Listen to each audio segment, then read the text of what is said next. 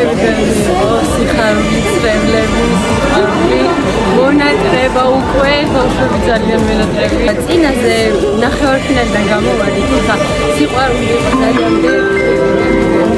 და ძალიან მონატრებული და სამახსოვრებელი მომენტი იყო, როდესაც ფინალში უკვე ჩემი სახელი გაიცნო მეორე ადგილას. ამ პროექტმა მომსაისო უფრო დავისახებინად რომ ავიხდინო ჩემი ოცნებები, გავხდე ის მინდა და დამჯერა ის რომ ოცნებები ხდება.